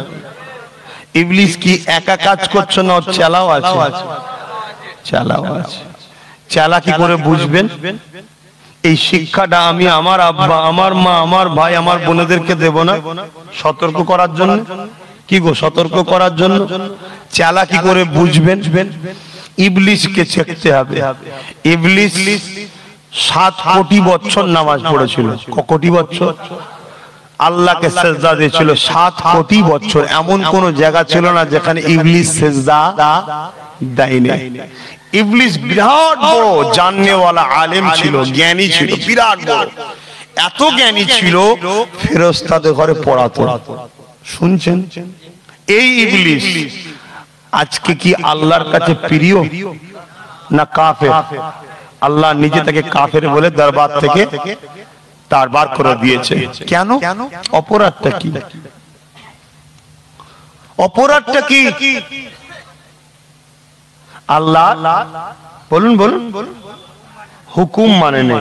তা আমরাও তো প্রচুর হুকুম মানিনি। আজকে ফজরের কে কে নামাজ পড়েছেন হাত তুলুন। ফজরের নামাজ যারা পড়েছেন হাত তুলবেন। দেখুন হাত না বান, বেশিরভাগটা তো হুকুম মানে নেই। কাফের নাকি সব? তাহলে কেন? ইবলিসের বেলা এক ফতোয়া, আপনাদের বেলা আরেক ফতোয়া কেন? দুই ধরনের হুকুম আছে, একটা ভালোবাসার মানুষকে তাজিম করার হুকুম, আর একটা নিজের দাসত্ব করার হুকুম। এটা হলো দাসত্ব করার হুকুম। দাসত্ব করার হুকুমে তো যেটিও ভুলভাল হয়ে যায়, গুঞ্জাইশ আছে। প্রেমিকের বিষয়ে কোন হুকুম যদি নট উল্টো পাল্টা হয় সেখানে আর গুঞ্জাইশ নেই। আল্লাহ বলেছিল আদমকে তাজিমি সিজদা কর, অর্থাৎ এখানে আদবের ব্যাপার ছিল। আদব, ইবলিস আদবটা অস্বীকার করেছে। আমরা আল্লাহর দাসত্ব, আদবের থেকে আল্লাহর দাসত্বটা অবশ্যই বড়, কিন্তু এটা আল্লাহর খাস। আল্লাহ বলছে তোরা আমার দাস দাসী, তোরা আমার ব্যাপারে কোনো যদি ভুল করে ফেলিস, দাসত্ব যদি ছেড়েও যায়, টুকটাক ভুল হয়ে যায়, তওবা করলে কিন্তু মাপ আছে। কিন্তু আমার ভালোবাসার প্রেমিকদের বিষয়ে কোনো যদি তাজিমি বলি, ওই জায়গায় যদি যাররা পরিমাণ করিস, তোকে তাহলে ইবলিসের মতো বার করে দেবো। তাহলে আদম নবী থেকেও মুহাম্মদ রাসূল আল্লাহর কাছে প্রিয় বেশি না কম? জোরে বলুন। সেই নবীর শানে যদি কেউ বলে যে নবী পাক সাল্লাল্লাহু আলাইহি সাল্লাম 40 বছরের নবুয়ত পেয়েছে, তার আগে নবী ছিল না, তাদের সঙ্গে কি বন্ধুত্ব করা যেতে পারে? হিন্দুরা বলে, খ্রিস্টানরা বলে, বোকা ইহুদিরা বলে। যারা আমাদের প্রভু হতে চায় তাদেরই অর্থে চালানো একদল সাধুরূপী শয়তান বক্তা আছে, বলে না? লড়াইটা তাহলে আব্বাস সিদ্দিকী কি করছে? পেটের জন্য? আমার বাপকে, আমার ভাইকে, আমার মা, আমার বোনকে বুঝাবো না? কি গো, বুঝাবো না? মাথায় ঢুকিয়ে এলেন। যদি আপনারা বলেন যে বাপ ওসব বুঝাতে হবে না, আমাদের ঈমান যাই জাগে যাক, ওসব কথা শোনা হবে না। বাবা তুমি দুটো মহব্বতের কথা বলো। বলেন আমি মহব্বতের কথা বলে চলে যাচ্ছি। আর যদি বলেন যে না বাপ আমাদের আখিরাত কি করে বাঁচবে বাপ, তাহলে আখিরাত বাঁচাতে গেলে সর্বপ্রথম যে জিনিসটার দরকার সেটা হলো ঈমান। কি দরকার? ঈমান। আর ঈমানের মারকাজ আল্লাহ বানিয়েছেন মুহাম্মদ রাসূলকে। জোরে বলুন সুবহানাল্লাহ। কেন? আল্লাহ আমার নবীর আদব আর নবীর প্রেমটাকে ঈমান করেছে। জোরে বলুন সুবহানাল্লাহ। কতটা? নিজের জানের থেকে বেশি নবীকে প্রেম, সবকিছুর থেকে বেশি নবীকে আদব, রাসূল বলে চিনে। কোরআন নাম হলো ঈমান। জোরে বলুন সুবহানাল্লাহ। আর এই ঈমান যার মধ্যে নাই, তার কাছে ধর্ম নিয়ে যাবে না বাপ। শুনছেন না শোনেননি? সে মানুষ হিসাবে তাকে সহযোগিতা করা যেতে পারে, সেটা আমার নবীর বিরোধী না করে। অমুসলিমরা আমার নবীর বিরোধী করে, আর যদি বিরোধী কেউ করে তাকে আমরা ছেড়েও দিই না। তার বিরুদ্ধে গণতান্ত্রিক প্রক্রিয়া প্রতিবাদ হয়। আমার আব্বারা, আমার আম্মা জানেরা, আমার মায়েরা, আমার বোনেরা, বোঝার চেষ্টা করুন। পৃথিবীর বুকে ইসলামের পিছনে সবাই লেগেছে, ইসলামের পিছনে সবাই লেগে গেছে, কিন্তু সবার সঙ্গে মোকাবেলা করে যুগ যুগ ধরে ইসলাম টিকে দাঁড়িয়ে আছে একটা ক্ষমতার জোরে। ওই ক্ষমতা হলো সবুজ গম্বুজের সঙ্গে প্রেমের ক্ষমতা, ঈমানের ক্ষমতা। সবুজ গম্বুজের সঙ্গে যখনই কানেকশন থাকবে, তখনই সাহাবাদের সঙ্গে কানেকশন থাকবে, তখনই সবুজ গম্বুজের মাননেওয়ালা প্রত্যেকটা প্রেমিকের সঙ্গে কানেকশন থাকবে, তখনই আমাদের ঈমানটা পাকা থাকবে। কেন? আমার আল্লাহ সবুজ গম্বুজওয়ালাকে পাঠিয়েছে আমাদের ঘরে আল্লাহর সঙ্গে সম্পর্কটা জোড়ার জন্য। যখন গম্বুজওয়ালার সঙ্গে সম্পর্ক কেটে যাবে, তাহলে কে আপনার সঙ্গে আল্লাহ সম্পর্ক জুড়বে? দ্বিতীয়ত কাউকে আল্লাহ পাঠাইনি, আমাকে আল্লাহ পাঠাইনি যে আব্বাস তুমি যাও আমার দাস দাসীগুলোকে আমার সঙ্গে সম্পর্ক সম্পর্ক জুড়াও। না বন্ধু, আমি তো ওনাদের ওসিলাতে আপনার কাছে এসেছি। একমাত্র আল্লাহ যাকে স্পেশাল করে পাঠিয়েছে তিনি হলো আমিন আল্লাহ আব্দুল্লাহ দুলাল মুস্তাফা জানের রহমত আল্লাহ পাঠিয়েছে 570 খ্রিস্টাব্দে 12 রবিউল আউয়ালে সোমবার শুভে সাদিকের সময়। দোস্ত যাও গো, ওরা আমাকে ছেড়ে দিয়ে 360টা নকল খোদা ধরেছে। ওরা আমাকে ভুলে গিয়ে মাকে রেপ করছে। ওরা আমাকে ভুলে গিয়ে বাপ বেটিকে পুঁতে দিচ্ছে। ওরা আমাকে ভুলে গিয়ে ধনীরা গরিবদের ঘরে কি তো দাস দাসী বানিয়ে দিয়েছে। ওরা আমাকে ভুলে গিয়ে সারা বেতে জেনাতে খুনেতে দাঙ্গাতে ফাসাদেতে বিশ্বাসী হয়ে গেছে। হাবিব গো, দুনিয়ায় যাও, ওদের সঙ্গে আমি আল্লাহর কানেকশনটা জুড়ে দাও। নবী আসলেন, এসে বললেন ওই গো শোনো না, তোমরা এসেছি আমি তোমাদের কাছে মুহাম্মদ রাসূল হয়ে, তোমরা এক আল্লাহর দাসত্ব করো। কানেকশন জুড়তে চাইলেন। সিদ্দিক আকবর পুরুষদের মধ্যে সাবাল্লক পুরুষ আবু বকর সিদ্দিক ধরলো। মহিলাদের মধ্যে সর্বপ্রথম আম্মাজান খাদিজাতুল কুবরা ধরলো। আরেকজন বাচ্চা তিনি হযরতে মাওলা আলী, বয়স তখন হালকা ছিল, তিনি ধরলেন নবীকে। এইভাবে যুগে যুগে যুগে যুগে লাখো কোটি মানুষ আজও মুস্তাফা জানের রহমতের ওসিলায় আল্লাহ পাচ্ছে। জোরে বলুন সুবহানাল্লাহ, আরো জোরে বলুন সুবহানাল্লাহ। আমরা তো কর্মচারী মুস্তাফার দিনের, আমরা ধরে ধরে আপনাদের ঘরে মুস্তাফার সবুজ গম্বুজের সঙ্গে প্রেম করাচ্ছি, নবীর কদমে নিয়ে যাচ্ছি। মদিনাওয়ালা আপনাদের ঘরে আল্লাহর প্রেম শিখিয়ে জান্নাতে নিয়ে গিয়ে আল্লাহ দেখার ব্যবস্থা করে দিচ্ছে। জোরে বলুন সুবহানাল্লাহ।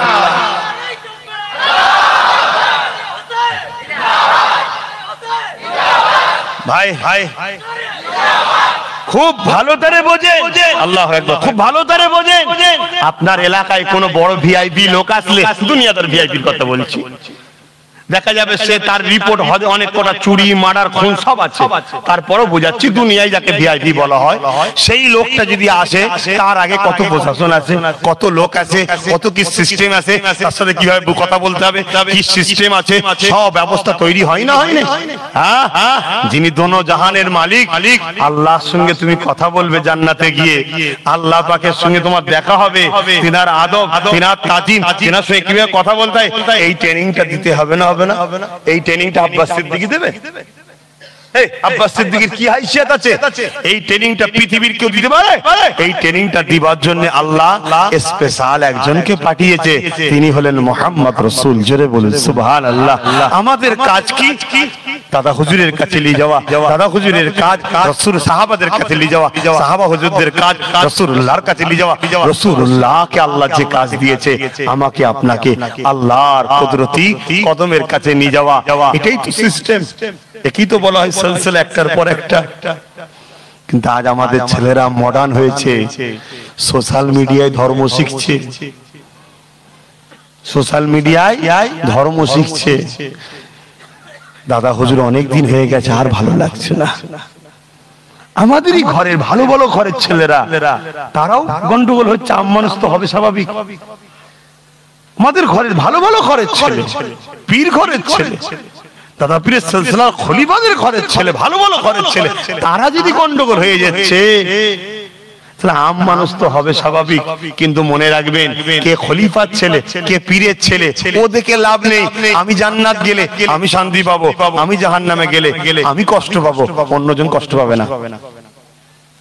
শুনছেন তো বাপ? নিঃশ্বাসটা ফুরাবার 2-3 দিন যাবার পরেই মানুষ ভুলে যাচ্ছে। এখন আমার তো মনে হয় 2-3 দিনও নয়, একদিন যদি বেশি লাশ রাখা হয়, চোখের পানি আর বেরোয় না, ও লাশের পাশে বসে খৈনিও খায়, লাশের পাশে বসে হা হা করে হাসছো। দেখেছেন না? দেখেন না? আমি অনেক জায়গায় দেখেছি বাপ, দেখে আফসোস লাগে। অনেক জানাজা হয় আমার ভালোবাসার মানুষ, অনেকে বলে আসার কথা, আমি যাইনি কেন জানেন? সমাজ ভালো নয়, কোথায় মুসাফা করতে হয়, কোথায় গল্প বলতে হয়, এটাই বোঝেন। আর একটা লাশ পড়ে আছে, কাল আমি হব, তুই হবি, ওই সময়টাও আল্লাহর ভয় নেই আমাদের অন্তরে। কি সময় এসে গেল বাপ, বাপ, এসব আজ চলবে না, এসব আজ চলবে না। এসব বক্তা এখন চলে, এখন সব নতুন সময় বেরিয়েছে, নানা রকম সব সিস্টেম, আর আমি সেই একই পুরাতন জিনিস নিয়ে হই হই করছি, লেভেলও নিতে চাইছে। তবে বাপ বাপ লেবে কি লেবে নে, আমার লাভও নেই লসও নেই। কেন? আমার তো কোনো কিছুই নয়, আমার কিছু নেই। কোরআন আমার, মানে আমার বাণী, হাদিস কি আমার, আমার বাণী না, আমি মানি, আপনার কাছে পৌঁছাচ্ছি। নিলে আপনার লাভ, না নিলে কোরআনেরও লস নেই, হাদিসেরও লস নেই, আল্লাহরও লস নেই, নবীরও লস নেই। আচ্ছা নাকি? আর আমারও লস নেই। কেন? দুনিয়া বেশি দিন নয়। না নিজের পরিবার, না নিজের বাপ মা, না নিজের আত্মীয়তা বজায় রাখতে পারিনি। আমি আমার নিজের দাদি বেঁচে হায়াতে আছে, তিনার কাছে যাবার সময় পাইনি। আপনারা বললে বলে কি হুজুর রে, আত্মীয়তা করতে আমি জানি, আরে সময় পাইনি, সময় পাইনি। আপনি অবাক হয়ে যাবেন, আমি আমার মেডিসিন, মানুষ শরীর থাকলে ওষুধ খেতে হয়, ঠিক না বেটি? আজকের দিন আবার বিশেষ করে ভাজা, আমি আমার ওষুধ খাওয়ার কথাই ভুলে যাই, মাথায় থাকে না। এত পেরেশান, এত চাপ, কি দরকার এসব করার? না, এই সমাজ আমাদের পরের জেনারেশনকে বাঁচাবার চেষ্টা করছে। নিশ্চয় আপনারা জানেন আমি নলেজ সিটিও করছি, আপনারা খবর পেয়েছেন কি জানি না, মাতৃ সদনের শুভ উদ্বোধন হবে। কবে জানো? 21 অগ্রহায়ণ আর 19 তারিখ ডিসেম্বরে, নভেম্বর চলে সামনে মাসে। তাহলে কত কাছে এসে গেছে। আপনারা যাবেন কি আমি জানি না, কিন্তু আলহামদুলিল্লাহ অনেক লোক তো আসবে। তাদেরকে মাঠে নিয়ে আসা, তাদের কাছে বক্তব্য দেওয়া, পরিচালনা করা, কথা বুঝে ডাক্তার ঠিক করা, কত কিছু কাজ, মেশিনপত্র কিনা। দুটো টাকা তো দিবার বেলায় কেউ নেই, অথচ হিসাব লিবার বেলায় বাপরে বাপ কত রকম ফর্দ। কে বলছে এত বিঘে, কে বলছে অত বিঘে, কে বলছে কেনে নে, কে বলছে কিনেছে, কে বলছে আবার বিক্রি করে দিয়েছে। নানা রকম সমস্যার চাপ এর মধ্যে দিও। আবার কালকে একটা খাতার হিসাব নিয়ে বসেছিলাম, হঠাৎ করে আমি পুরো চুপ হয়ে গেলাম। কেন? ব্রেনের কাজ করছে না।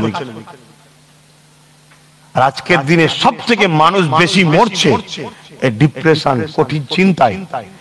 করোনা মহামারী, ক্যান্সারের থেকেও মারাত্মক রোগ হলো মানসিক চিন্তা। এই মানসিক চিন্তা কি জন্য? আমাদের বাচ্চা কোনো যাতে জজ হয়, উকিল হয়, ডিএম হয়, আমাদের মা বোনেরা বেউজ্জতি না হয়, ভালো যেন চিকিৎসার জায়গা পায়, যেখানে যেন ইজ্জতের সঙ্গে তাদের ইজ্জতটাও বাঁচে, চিকিৎসাটাও যেন হয়। এটা কার জন্য করছি? আমার জন্য। এগুলো বুঝতে হবে বাপ, এগুলো ভাবতে হবে। প্রেম একতরফা বেশি দিন চলে না, প্রেম একতরফা বেশি দিন চলে না। হয়তো জোর করে রাখা যায় কিছুদিন, বেশি দিন থাকে না। এই জন্য একতরফা হয়ে যাচ্ছে। আলহামদুলিল্লাহ আজকে আলহামদুলিল্লাহ এখন অনেক মানুষ চলে এসছে। আপনারা কি যারা পরে এসছেন জানেন না যে আমার টাইম 10টাই ছিল? কি গো, যারা এসছেন জানেন না? তাহলে এত লেট কেন? এই কথাটা কি জিজ্ঞেস করাতে আপনারা কষ্ট পেলেন? ভালোবাসি বলে জিজ্ঞেস করছেন, আমি বিশ্বাস করি আপনারাও ভালোবাসেন, তাই জিজ্ঞেস করছি যে আমার টাইম তো 10টায়, এত দেরি কেন? আচ্ছা, আমি কোথা থেকে কোথায় চলে এলাম? তাহলে আমি নলেজ সিটিতেও টাইম দিয়েছি কখন? তাহলে আপনার এলাকা থেকে যদি বেরিয়ে ভাই এসছে, ছেলে এসছে, এখানে যদি এসছে আপনার তো দেরি হয়, তাহলে আমার ওখানে আপনারা যাবেন বলে আমার মনে হয়। আর যদিও যান 10টায় পৌঁছাবেন মনে হয়, কিন্তু মনে রাখবেন 10টা থেকে 12টায় প্রোগ্রাম হবে। কেন? এই প্রোগ্রাম অন্য ধরনের প্রোগ্রাম। এখানে অনেক বড় বড় ডাক্তাররা, নাম করা ডাক্তাররা থাকবে, কথা বুঝে আসছে। এবং আমি সবাইকে জানাবো আমার পরিবারের কি আসবে না আসবে তিনাদের ব্যাপার। দাদা হুজুর সবার, দাদা হুজুরের মুরিদদেরকেও জানাচ্ছি, দাদা হুজুরের আওলাদদেরও জানাবো, দাদা হুজুরের দরবার যত আছে সেখানেও জানাবো। কে আসবে না আসবে সব তাদের ব্যাপার। আপনারাও কে যাবেন না যাবেন তাদের ব্যাপার। কিন্তু একটা ভালোবাসায় দাবি করা যায় না, যায় না। সেই দাবি হলো এটাই, আপনারা সবাই যাবেন, নামাজের মুসাল্লা নিয়ে যাবেন, পানি নিয়ে যাবেন, দুপুরের খাবার নিয়ে যাবেন। 12টায় ছেড়ে দিলেও বসে খাওয়া দাওয়া করে চলে আসবেন। কথা বুঝে আসছে? আসুন একটু দয়ার নবীকে সালাত ও সালাম। হে নবী সালাম ইয়া রাসূল। থাক না,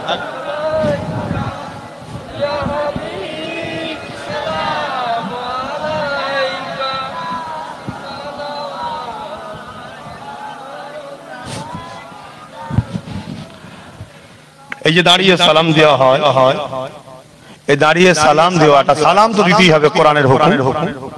সাল্লু, দরুদ পড়ো, সাল্লিমু, সালাম দাও, আল্লাহর হুকুম, দিতেই হবে নবীকে সালাম। তুই মুসলমান হবে, নবীকে সালাম দেবে না, তুই মুসলমান না, ইসলাম থেকে বাদ। কথা বুঝছেন না? আল্লাহর হুকুম অস্বীকারী কখনো ইসলামে থাকতে পারে না। কিন্তু দাঁড়ানোর ব্যাপারটা নিয়ে একটা মতনৈক্য আছে না নাই, এই নিয়ে কিন্তু আমার লড়াই নয়। আপনি বসে যদি দেন আমি কিচ্ছু বলবো না, এ তো জুজিয়াত ব্যাপার, এ তো ছোট ব্যাপার।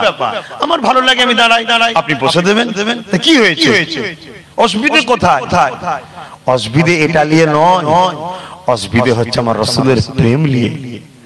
আমরা নবীর প্রেমের কথা বললে একদল লোক বলে ওসব কি হচ্ছে, কোরআন হাদিস বলো, কোরআন হাদিস বলো। হায় রে হায় রে হায় রে হায় রে, কোনটা কোরআন বলেন? কোন কোরআন? আপনারা অবাক হয়ে যাচ্ছে। কোরআন কোনটা? যেটা আমাদের ঘরে 30 পারা আছে, ওটা কোরআন কে বললো? বলুন বলুন, ওটা কোরআন কে বললো?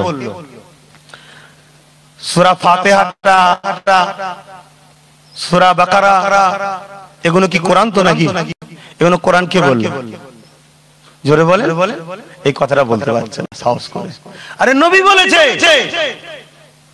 তা কোরআন কোরআন হওয়া মুহাম্মদ রাসূলের মুখে সার্টিফিকেট, মুহাম্মদ রাসূল বলেছে যেটা কোরআন, আমরা বলেছি যে হুজুর কোরআন। 1400-1500 বছর ধরে এখনো বলছি যে হুজুর কোরআন।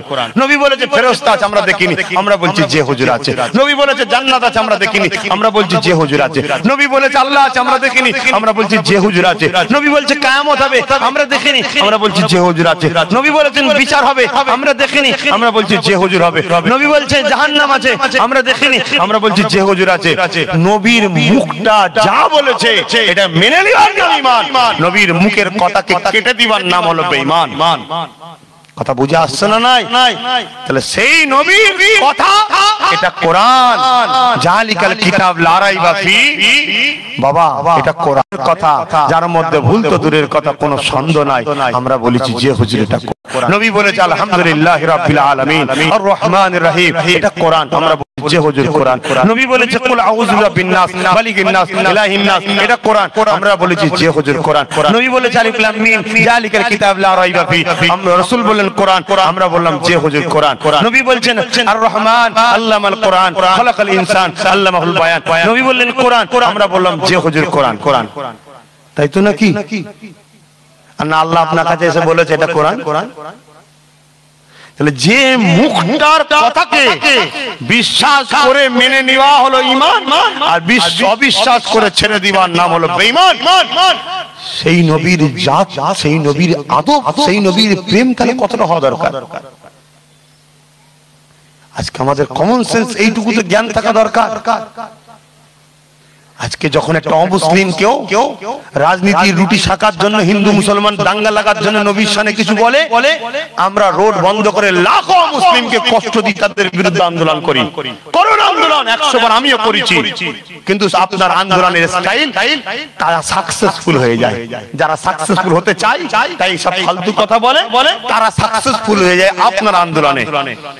তার বেলায় আমরা তখন নেমে গিয়ে লাখো হিন্দুকে বেজার করে দিলাম আন্দোলনের নামে। আর এটা তারা চাইছিল। যখনই বেজার হলো, তারা তখন বলল এই মোল্লাকে এ করতে গেলে আমাদের বোল্ডুজার সরকার আনতে হবে। তারা তো এটাই চাইবে। তার বেলায় তখন আমরা নিয়ে বললাম, তখন মুখে দাঁড়িয়ে মাথায় টুপি দিয়ে আমাদের বাড়ির মুরগি খেয়ে, আমাদের বাড়ি ভালো মন্দ খেয়ে নবীর মেম্বারে বসে, আরে নবী মরে গেছে, নবী শাফাত করতে পারবে না, নবীকে দাঁড়ানো যাবে না, ইটা যাবে না, উঠা যাবে না, ইয়া রাসূলুল্লাহ বলা যাবে না। তখন কই আমাদের মুখে প্রতিবাদ করে? আমাদের ভালোবাসা তখন কোথায়? আমি আবার বলছি, বাপ যারা আমাকে ভালোবাসেন, যদি সচ্চা ভালোবাসেন, মজবুত হন। কোন পীর সাহেব পীরজাদা, কোন দরবার টরবার কোনো কিছু নাই। দাদা হুজুর 5 হুজুর, দাদা হুজুর 5 হুজুর, দাদা হুজুর 5 হুজুর, বাকি সবাইকে ভালোবাসবেন। আমাকে যদি ভালোবাসেন, আমি যেভাবে চলছি ফলো করেন সেভাবে চলুন। আমি কারো বিরুদ্ধে যেতে বলবো না আপনাকে, আপনি আম মানুষ, আপনার বিরোধী করার অধিকার নেই। আপনার ধর্মের জ্ঞান আছে নাকি? আপনি কোরআনের পারিদর্শ, হাদিসের পারিদর্শ, আপনি সমালোচনা করবেন, কিন্তু আপনার উচিত দূরে থাকা, সমালোচনা করা আপনার জন্য চলবে না। আমার এই কথাটা কি বেজার হলো? এটা কি হিংসার কথা হলো? না, কথা ইমাম আমাদের। জোরে বলুন। চারটে মানেন কটাকে? ভালোবাসেন কটাকে? চারটাকে ভালোবাসি মানি, কিন্তু ফলো করি একটাকে। তাহলে চারটাকে কি অপমান করা হলো? না। আমার পীরের বাচ্চা, সিলসিলার আলেম বা অন্য কোন আলেম, আম মানুষ, আপনাদের সমালোচনা করার দরকার নেই। আপনারা আম মানুষ, আপনাদের উচিত একজনকে ফলো করা, তাকে মজবুত করে ধরা। বাকি সবাইকে সম্মান শ্রদ্ধা করব। বাবা তোর কাছে যাবারও দরকার নেই, তোকে আনারও দরকার নেই, শোনারও দরকার নেই। আমার দাদা হুজুর, পাঁচ হুজুর খেলে আমরা আম মানুষ থাকবো। আমার এই কথাটা কি আপনারা একমত হতে পারবেন? একমত হতে পারবেন? যদি পারেন আমল করেন। আমি কাউকে চাপ দিলাম, কাউকে চাপ দিয়েছি, জোর করেছি, করিনি। ইয়া নবী সালাম, ইয়া রাসূল সালাম, ইয়া হাবিব সালাম, সালাওয়াতুল্লাহ। কঠিন হাসরের দিনে কি আছে মোদের কপালে, গুনাহগার উম্মাত আতো আপনার লইবেন সঙ্গে মাশরে। নবী সালাম। এই বাপ, এই বসো, এদিকে দেখো, পানি খাওয়াবে না, বসো। জোরে জোরে পরে। ইয়া রাসূল সালাম, সালাওয়াতুল্লাহ।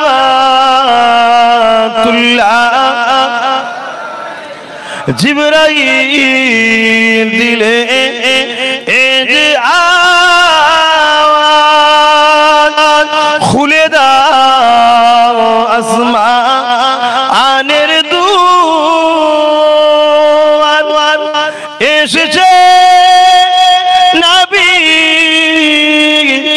ঈদের সরদার, করিতে আল্লাহ আরো দিদার।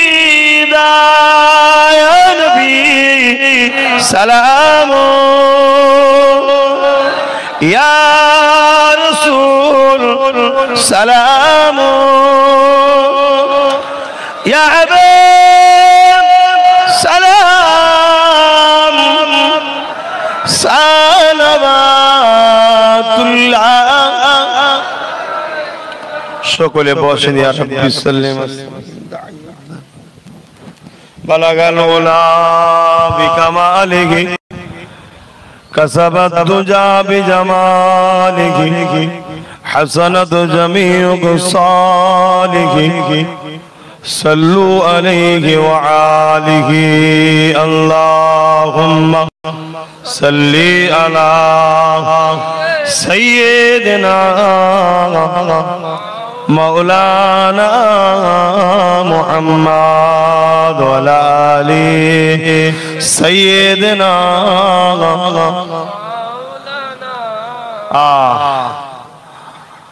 বাচ্চা ছেলের ঘুমের ঘোর এখনো কাটেনি, বসে বসে ঘুমিয়ে পড়ছে, দাঁড়িয়ে ঘুমিয়ে পড়ছে। যখন কেউ মাথা চক্কর যদি দিয়ে পড়েও যায়, পানি খাওয়াবে না। ওই সময় তার ভেতরে পার্টস গুলো বন্ধ থাকে, পানিটা গেলে স্টক হতে পারে। ঘাড়ে মাথায় পানি দিতে হয়। যখন পুরো ফ্রি হয়ে যায় তখন তাকে পানি খাওয়াতে হয়। কিন্তু আমরা মনে করি পানি ওই সময় নিতে পারবে না, স্টক হয়ে আরো মরে যাবে। আল্লাহ হেফাজত করুন। আর সকলে বিসমিল্লাহ শরীফের সঙ্গে তেলাওয়াত করে। কোচিয়ার তোর কষ্ট হচ্ছে নাকি বা? যে যা পড়েছেন আমাকে আওলা করুন। সকলে তওবা করুন। বিসমিল্লাহির রহমানির রহিম। আল্লাহ তাআলা আমি জানা অজানা ইচ্ছা ও ইচ্ছা সকল গুনাহ হইতে তওবা করিতেছি। আস্তাগফিরুল্লাহ রাব্বি মিন কুল্লি যামবি ওয়া আতুবু ইলাইহি। আশহাদু আল্লা ইলাহা ইল্লাল্লাহু ওয়াহদাহু লা শারীকা লাহু ওয়া আশহাদু আন্না মুহাম্মাদান আবদুহু ওয়া রাসূলুহু। লা ইলাহা ইল্লাল্লাহ মুহাম্মাদুর রাসূলুল্লাহ সাল্লাল্লাহু আলাইহি ওয়াসাল্লাম।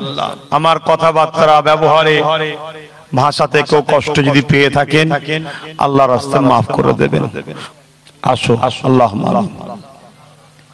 আল্লাহ আল্লাহ আপনার ঘরের কাছে বসলাম।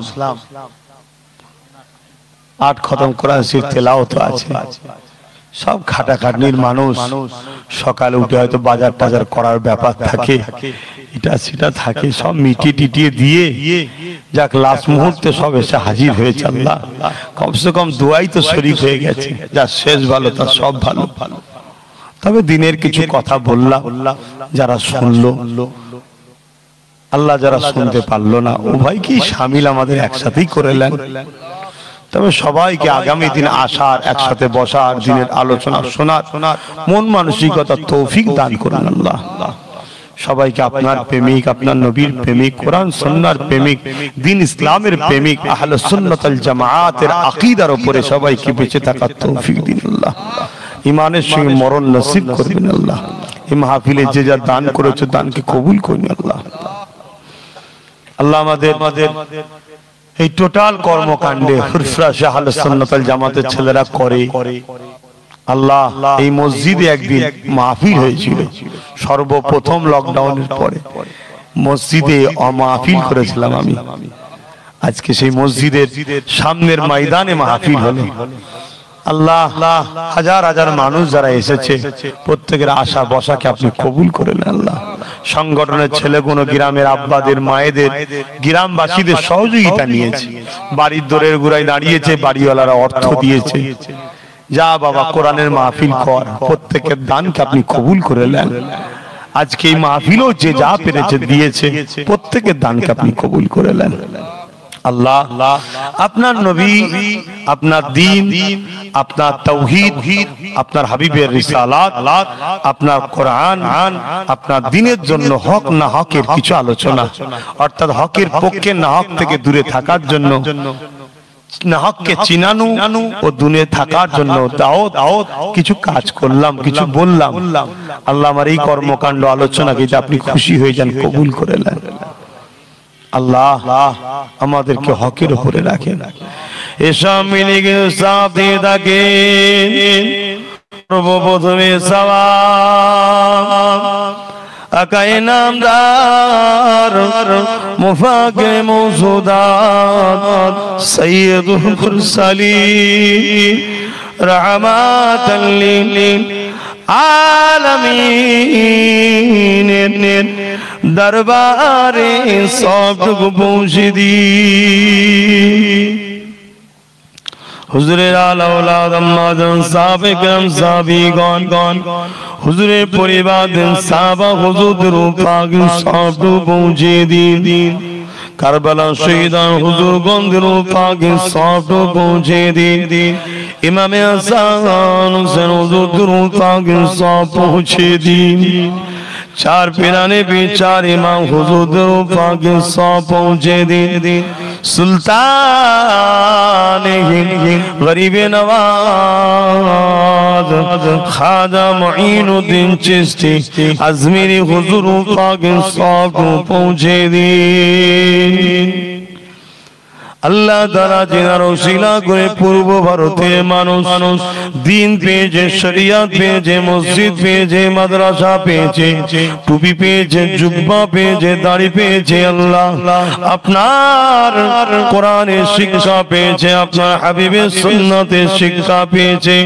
তিনি অন্য কেউ নয়, মুজাদ্দিদুজ্জামান, আমির শরিয়াত, আল্লামা শাইখুল বাঙ্গাল আবু বকর সিদ্দিক দাদা হুজুর পীর কিবলা রূপাকে সবটুকু পৌঁছে দি।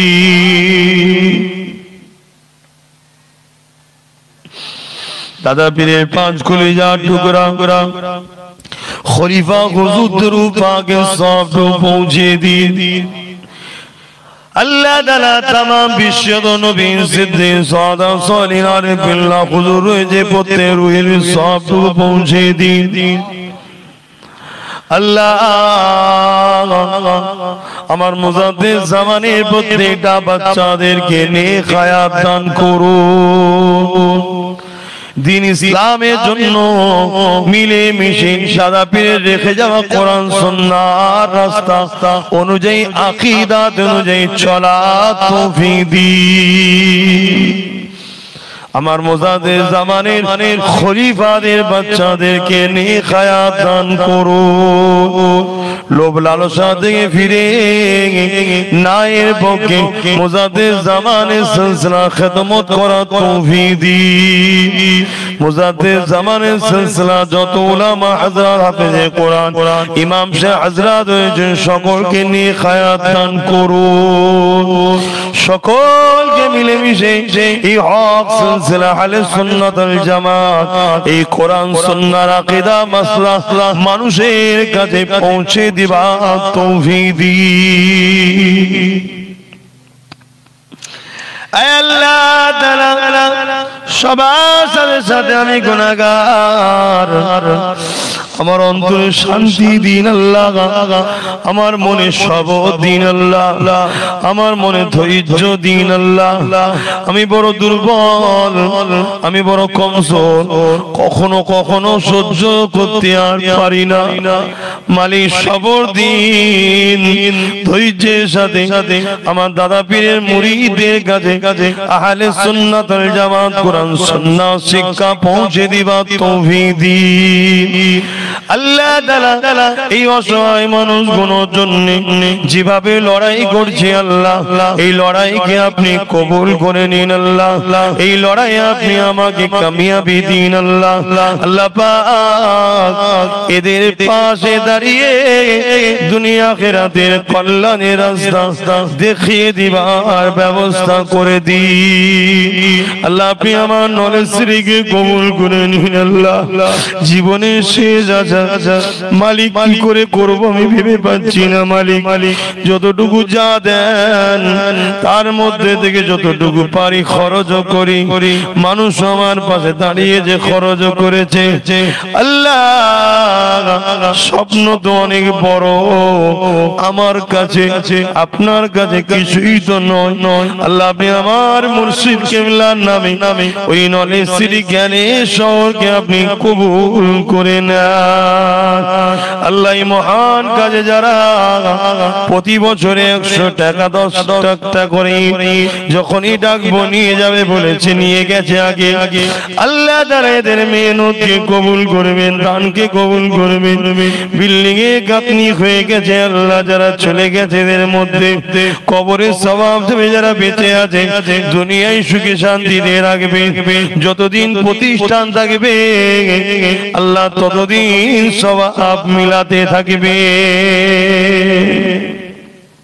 আল্লাহ পাক। নলেজ সিরিজ বাৎসরিক দাতাতে যারা দাম লিখাচ্ছে, আমার প্রচুর মা বোনেরাও তারা বছরে 500 করে টাকা নলেজ সিরিজ বাৎসরিক দাতাতে নাম লিখিয়েছে। আমার অনেক বাপ ভাইরা অলরেডি নাম লিখিয়েছে, তাদেরই অর্থই তো সব হচ্ছে আল্লাহ। তাদের সংসারে আপনি উন্নতি দিন, তাদের কারবার ব্যবসা বাণিজ্যে আপনি বরকত দিন, তাদের পরকালে জান্নাতের খাতায় নামটা লিখে নিন আল্লাহ। আমাদেরকে নামাজি বানান, রোজাদার বানান, হাজি বানান, জাকির বানান, আপনার প্রেমী আপনার নবী প্রেমিক বানান। দাদা পীর সিলসিলাকে বুকে করে নিয়ে গিয়ে চলার তৌফিক দেন আল্লাহ। ধোঁকা থেকে আমাদেরকে বাঁচার তৌফিক দিন আল্লাহ। মুনাফিকের মুনাফিকি থেকে বাঁচার তৌফিক দিন আল্লাহ। সাধুরূপী শয়তান গুলোকে চিনার তৌফিক দিন আল্লাহ। হে আল্লাহ, হাবিবের খাতিরে আমাদের ঈমান ইজ্জতকে বাঁচান। তামাম বিশ্বের মুমিন মুসলমানদের জানমালকে বাঁচান। আমার ভারত ও বাংলার মুমিন মুসলমানদের জানমালকে বাঁচান। আমার ভাতৃভূমি আমার মহান ভারতকে দেউলিয়ার হাতে হেফাজত করো। আমার দেশকে যারা ভালোবেসে বর্ডারে পাহারা দিচ্ছে সেনাবাহিনীদের শরীরকে সুস্থ ভালো রাখুন। আমার দেশের মধ্যে নিরাপদের জন্য প্রতিটা রাজ্যে পুলিশ বন্ধু যারা নিরাপদে রেখেছে মানুষের জন্য কাজ করে তাদেরকে সুস্থ ভালো রাখো। যারা রাজনীতির নামে দেশ ও দেশবাসীর সেবা করছে ওই সকল নেতাদেরকে সুস্থ ভালো রাখুন। যারা রাজনীতির নামে দেশ ও দেশবাসীকে লুটছে তাদেরকে ধ্বংস বদনাম করে দেন আল্লাহ। আমার ছোট ভাইকে আপনি ন্যায় পরায়ণ সত্যবাদী লিডার বানিয়ে দেন আল্লাহ। আমার ছোট ভাইকে পশ্চিম বাংলার রাজ ক্ষমতা একদিন দান করে দেবে আল্লাহ। এই জলসা কমিটিকে আপনি কবুল করে নিন। এদেরকে প্রতি বছর সুন্দর করে আপনার কোরআন সুন্নাহর মাহফিল করার তৌফিক দিন। এদেরকে নামাজি বানান, এদেরকে রোজাদার বানান। এরা আমার সংগঠনের সঙ্গে জড়িয়ে আছে আল্লাহ। এর জন্য দুনিয়ায় হয়তো একটু চাপও থাকতে পারে, তবে এদের ঈমানকে মজবুত করে দেন। এদেরকে ইতিহাস জানিয়ে দেন যে সাহাবাদের মতো প্রাণগুলো হকের পক্ষে থাকার জন্য জালিম আবু জেহেল উদ্বারা কতল করে শহীদ করে দিয়েছে। তারা হক ছাড়েনি। আমাদের উপরে চাপ এসেছে তো কি হয়েছে, আমরা হক ছাড়বো না। আল্লাহ আমার যুবকদের ঈমানকে আপনি মজবুত করে দিন আল্লাহ। আমার বোনেদের ঈমানকে মজবুত করে দিন। আমার মা বাপেদের ঈমানকে মজবুত করে দিন আল্লাহ। এই জলসাকে কিয়ামতের দিনে নাজাতের ওসিলা বানিয়ে দিন আল্লাহ। দাতাদের দানকে কবুল করে নিন আল্লাহ। কমিটির ছেলেগুলোকে সুস্থ ভালো রাখুন আল্লাহ। কমিটির ছেলেগুলোকে নামাজের প্রেমিক বানিয়ে দেন। আপনার প্রেমিক আপনার হাবিবের প্রেমিক মুজাদ্দিদ জামানের সিলসিলার খাদেম বানিয়ে দেন। কমিটির ছেলেগুলোকে আমার দুনিয়ার বন্ধু জান্নাতের বন্ধু বানিয়ে দেন আল্লাহ। আরো দোয়া চাই এই গ্রামের প্রতিটা বাড়িতে রহমত দিন। প্রতিটা মা তার বাচ্চাদেরকে শীতের কাপড় দিবার ব্যবস্থা করে দিন। প্রতিটা মা তার বাচ্চাদের মুখে খাবার দিবার ব্যবস্থা করে দিন আল্লাহ। খাবারের জন্য কাউকে কারো ধরে হাত পাতাবেন না আল্লাহ। আপনি রহমান, আপনি রহিম, আপনি রেজেক দাতা আল্লাহ। আল্লাহ আপনি সবার মুখে হালাল রুজির ব্যবস্থা করে দিন আল্লাহ। সরকার তো সবার চাকরি কেড়ে নিয়েছে, সরকার সবার কর্মসংস্থান কেড়ে নিয়েছে, সরকার সবাইকে ভিক্ষা দিয়ে গরিব বানাবার প্ল্যান করছে। ভিখারি বানিয়ে দিয়ে হাত পাতার লাইন করা শিখিয়ে দিয়ে আল্লাহ তোমার নবী বলেছে দাজ্জাল যখন আসবে সে সোনা দানা দেবে। এখন থেকে ভিক্ষার ট্রেনিং দেওয়া শুরু হয়েছে। দাজ্জালের কাছেও ভিক্ষা নেয় আল্লাহ। তাই তোমার কাছে ভিক্ষা চাই।